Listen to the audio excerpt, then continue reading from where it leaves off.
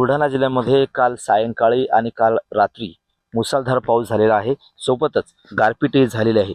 वादळी वाऱ्यासह विजांच्या कडकडाटासह बुलढाणा जिल्ह्यामध्ये घाटाखाली आणि घाटावरती मोठ्या प्रमाणामध्ये या ठिकाणी पाऊस झाला, गारपीट झाली.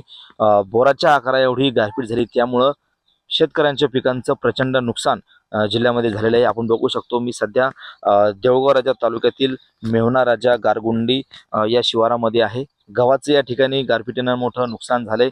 झाडं सुद्धा या ठिकाणी उन्मळून पडलेली आहे. फळबागांचं सुद्धा या ठिकाणी मोठं नुकसान झालंय. तर शेतातल्या जे ज्वारी पीक आहे, फळबागासोबतच ज्वारी पीक आहे, फळभाज्या आहेत, भाजीपाला यांचं सुद्धा या ठिकाणी मोठं नुकसान झाल्याचं आपल्याला बघायला मिळते. यापूर्वी सुद्धा या परिसरामध्ये मोठ्या प्रमाणामध्ये गारपीट झाली होती. शेतकऱ्याचं त्यावेळी सुद्धा प्रचंड नुकसान झालं होतं. त्याची अद्यापही मदत मिळाली नाही. मात्र आता पुन्हा एकदा शेतकऱ्यावरती या गारपिटीमुळे आणि अवकाळी पावसामुळे संकट कोसळलेलं आहे आणि आता तात्काळ या नुकसानीचे पंचनामे करावे आणि शेतकऱ्यांना तात्काळ मदत द्यावी अशी मागणी या नुकसानग्रस्त बुलढाणा जिल्ह्यातील शेतकऱ्यांची आहे. कॅमेरामन निलेश देशमुखसह गणेश सोळंकी, TV9 मराठी, बुलढाणा.